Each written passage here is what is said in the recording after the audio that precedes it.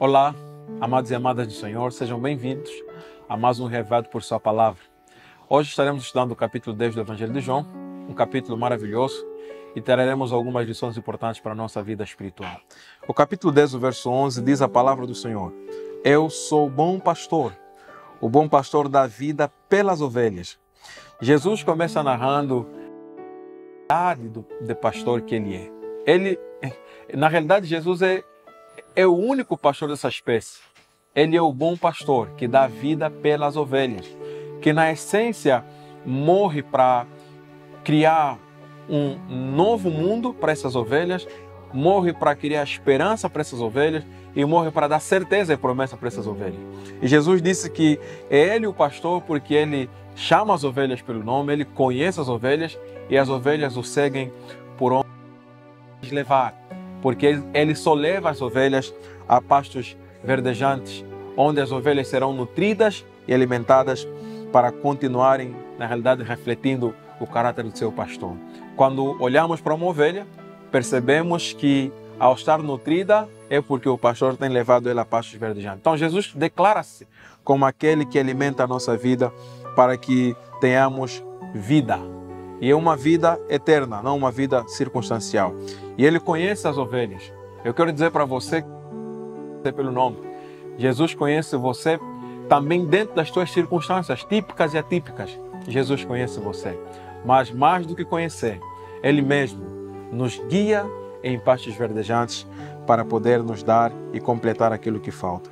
Sabem, amados irmãos, Jesus, para além dessas ovelhas que se declaram ou que conheceram Jesus e têm aceitação no seu reino, Jesus também tem outras ovelhas em outro aprisco.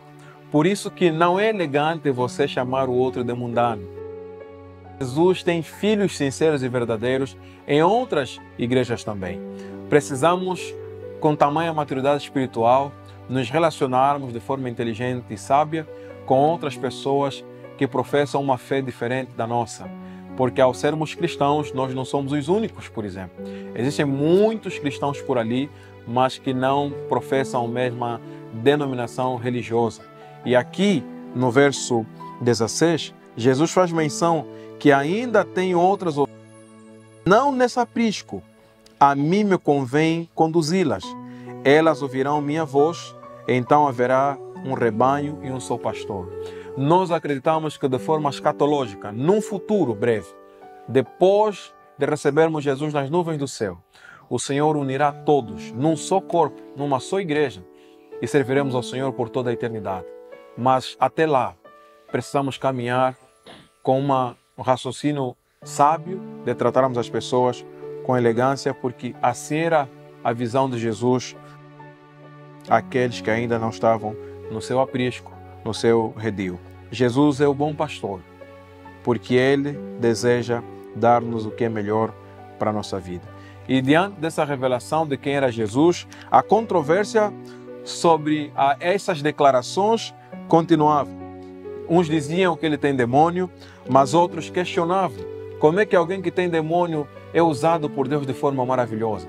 Então havia essas duas opiniões, entravam em conflito porque não se percebia como um endemoniado realizava as obras que eram obras propriamente de Deus.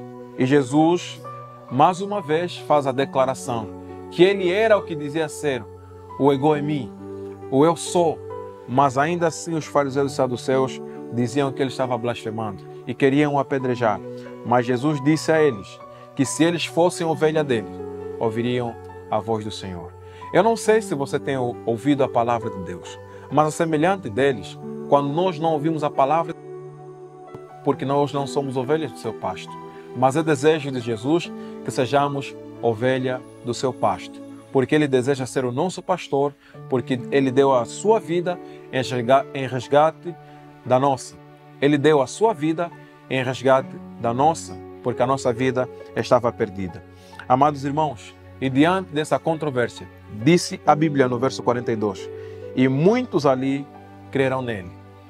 As pessoas criaram para que o caráter, a missão de Jesus e sua origem fosse algo duvidoso, mas em meio a isso, Deus apoderou-se da circunstância, e tudo aquilo que era para o mal tornou-se uma bênção, porque muitos creram em Jesus.